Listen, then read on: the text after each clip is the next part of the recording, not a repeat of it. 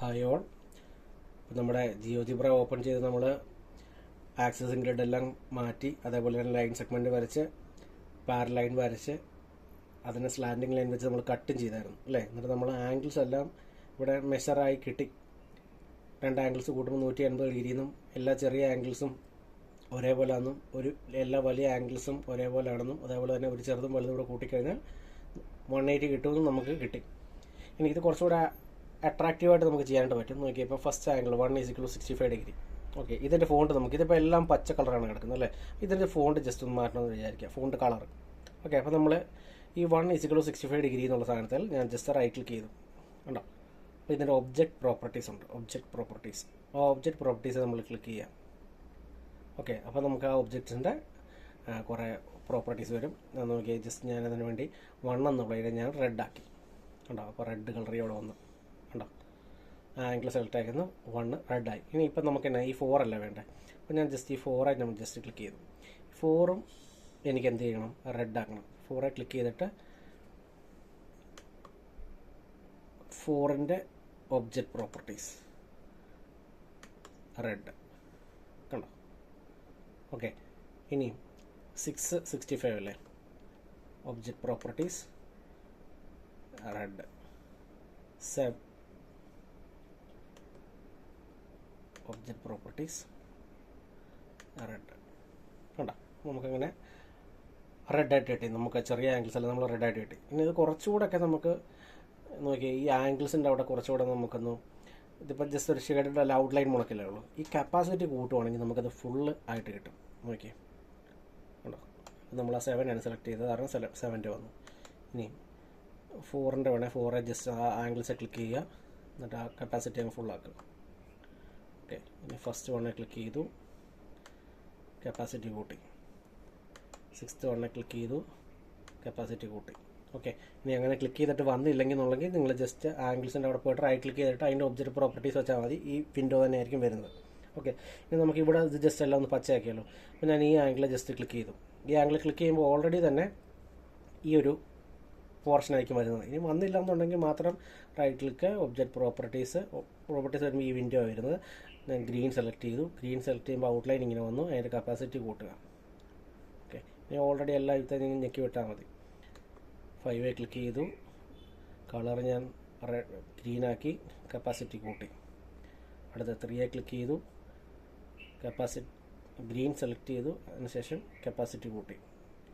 8 click ചെയ്തു, ഗ്രീനാക്കി, capacity കൂട്ടി കണ്ടോ. അപ്പോൾ കുറച്ചുകൂടെ നമുക്ക് അട്രാക്റ്റീവായിട്ട് നമുക്ക് കിട്ടും.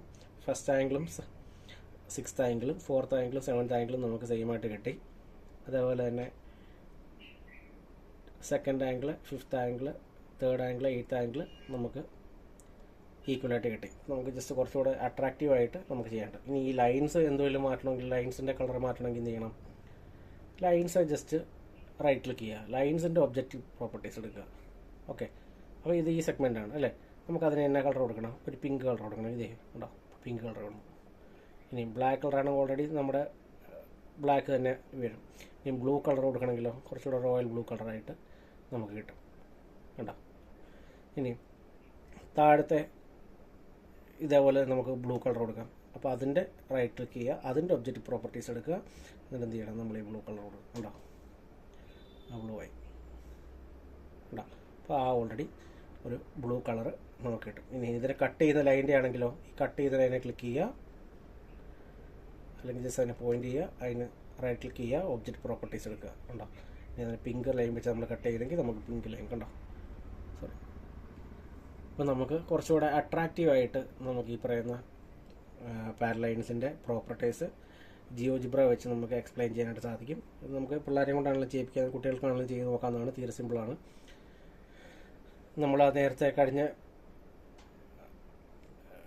വീഡിയോക്കകത്ത് കണ്ട കണക്ക് മൂവ് ചെയ്യാണ്ട്. ഓക്കെ, നമ്മുടെ ഈ ലൈൻ സെഗ്മെൻറ്റ് ഞങ്ങൾ ജസ്റ്റ് ക്ലിക്ക് ചെയ്തുകൊണ്ട് അങ്ങോട്ടും ഇങ്ങോട്ടും മൂവ് ചെയ്യുമ്പോൾ കണ്ടോ, നമുക്കറിയാം വീണ്ടും ലെങ്ത് മാറി എന്ന് പറഞ്ഞാൽ കുഴപ്പമില്ല. പക്ഷേ അങ്ങോട്ടും ഇങ്ങോട്ടും സ്ലാൻഡിങ് മാറുന്നതനുസരിച്ച് ഡിഗ്രി മാറുന്നുണ്ട്. ഡിഗ്രി മാറി എന്ന് പറഞ്ഞാൽ കുഴപ്പമില്ല. പക്ഷേ കൂട്ടുമ്പോൾ നമുക്ക് കിട്ടുന്ന ആംഗിൾ എപ്പോഴും 180 തന്നെയായിരിക്കും. അപ്പോൾ നമുക്ക് പല രീതിയിലുള്ള ചോദ്യങ്ങളും ഇതിനകത്ത് നമുക്ക് ചോദിക്കാം. പല ക്വസ്റ്റ്യൻസ് ഇപ്പം ആംഗിൾസ് മെഷർ ചെയ്യുന്ന സമയത്ത് ഒരാംഗിൾ മാത്രം നമുക്ക് ഇവിടെ കാണിച്ചിട്ട് അടുത്ത ആംഗിൾ എത്രയാണെന്ന് കുട്ടികളോട് ചോദിക്കാം. കുട്ടികൾക്കാണുള്ളത് ഈസി ആയിട്ട് കണ്ടുപിടിക്കണം. 180 നിന്ന് മൈനസ് ചെയ്യാം.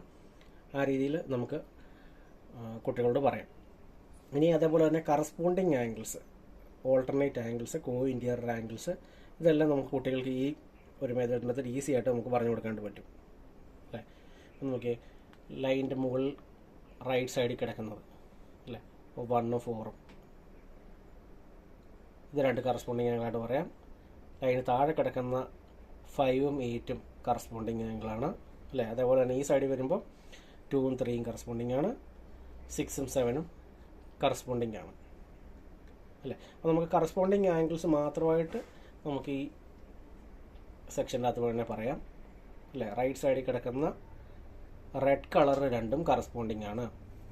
റൈറ്റ് സൈഡിൽ കിടക്കുന്ന ഗ്രീൻ കളർ 2 കറസ്പോണ്ടിങ് ആംഗിളാണ്. ലെഫ്റ്റ് സൈഡിൽ കിടക്കുന്ന ഗ്രീൻ കളർ 2 കറസ്പോണ്ടിങ് ആണ്. ലെഫ്റ്റ് സൈഡിൽ കിടക്കുന്ന റെഡ് കളർ 2 കറസ്പോണ്ടിങ് ആംഗിളാണ്. അപ്പോൾ കറസ്പോണ്ടിങ് ആംഗിൾ പറയുമ്പോൾ ലെഫ്റ്റ് റൈറ്റും പറഞ്ഞിട്ട് നമ്മൾ ആ ടോപ്പും ബോട്ടം പറയുന്നതിന് പകരം കളർ ഉപയോഗിച്ച് നമുക്ക് പറയാണ്ട് പറ്റും അല്ലേ. റൈറ്റ് സൈഡ് നമ്മൾ നോക്കുക, റൈറ്റ് സൈഡ് നമ്മൾ നോക്കുമ്പോൾ റെഡ് കളറാണ് ടോപ്പിൽ നിൽക്കുന്നത്. അപ്പോൾ റൈറ്റ് കളറിലെ റെഡ് കളർ കുട്ടികൾക്ക് ഓൾറെഡി ഈ പിക്ചർ മനസ്സിലുണ്ടെങ്കിൽ റൈറ്റ് സൈഡിലെ നമുക്കറിയാം ആ റെഡ് കിടക്കുന്ന ടോപ്പിലാണെന്ന് കുട്ടികൾക്ക് ഓൾറെഡി മനസ്സിലായി ഈ പടം കാണും. അപ്പോൾ അതനുസരിച്ച് നമുക്ക് പറഞ്ഞു കൊടുക്കാണ്ട് പറ്റും. അപ്പോൾ കറസ്പോണ്ടിങ് ആംഗിൾസ് അതേപോലെ തന്നെ ഓൾട്ടർനേറ്റ് ആംഗിൾസും കോ ഇൻറ്റീരിയർ കോ എക്സ്റ്റീരിയറൊക്കെ കുട്ടികൾക്ക് ഈ ഡയഗ്രമാറ്റിക് റെപ്രസെൻറ്റേഷനിലൂടെ അല്ലെങ്കിൽ കുറച്ചുകൂടെ അട്രാക്റ്റീവായിട്ട് ഈ കളറിൻ്റെ കോമ്പിനേഷൻ വെച്ച് നമുക്ക് പറഞ്ഞു കൊടുക്കാനായിട്ട് സാധിക്കും. എല്ലാ അധ്യാപകരും ജസ്റ്റ് ഒന്ന് ട്രൈ ചെയ്ത് നോക്കുക.